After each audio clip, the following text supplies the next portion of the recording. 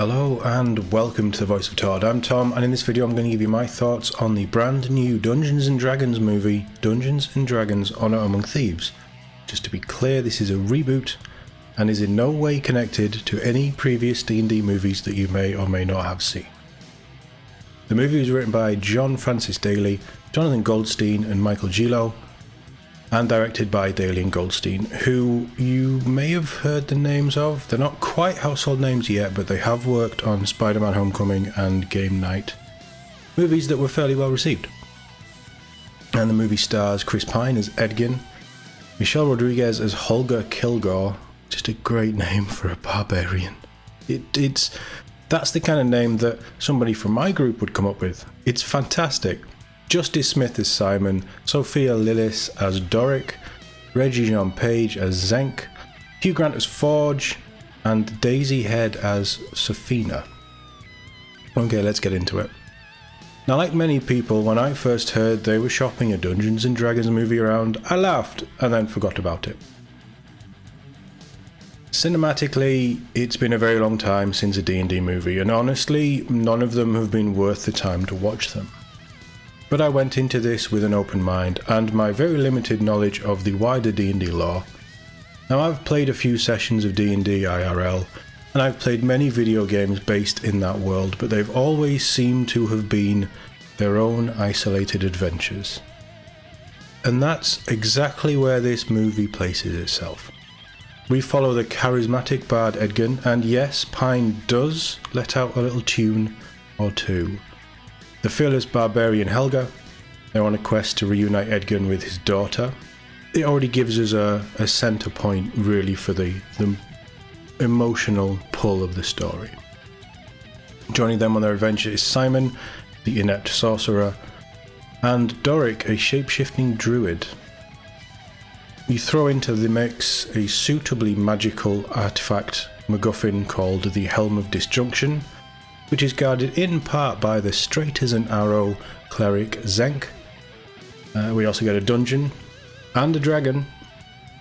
We've got a pretty solid start to this adventure already. Our antagonist is the lovable rogue Forge, and his tentative ally, the red wizard Safina, who is exceptionally sinister.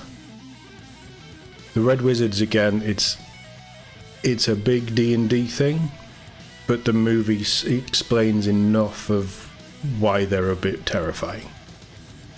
And honestly, this movie doesn't do anything new. The plot is simple, the dialogue is fluid and fun, but it fits the setting. The CGI is a little wonky in places, and the action is good enough. It felt to me like this was more of a little appetizer for the wider audience to really get introduced to the big, vast world of D&D, instead of a deep dive and a more complex adventure. Don't get me wrong though, that's not meant as a criticism, because you have to start somewhere with such a complex and ever-expanding source material. This movie delivers on the promise of the trailer. It's a fun, witty fantasy action romp with likeable characters. Think Lord of the Rings if the Fellowship was the Guardians of the Galaxy. I think this movie is a lot of fun. I saw a lot of nods and winks to things that I knew from the source material, so I expect there are loads of Easter eggs I will have missed. And if you're a more experienced D&D player or games master, this is probably worth a second watch just to pick them all out. There's clearly a lot in there, from the names of the places to the creatures. I'm not going to say what they are, but I saw my favourite creatures of all of D&D. I don't want to give anything away. It's cool. It's really cool. There's so many little things, and the trailer gives you a good taste, but it doesn't give you everything, which is cool, and it's how you build a world. Pine is as charming as you'd expect.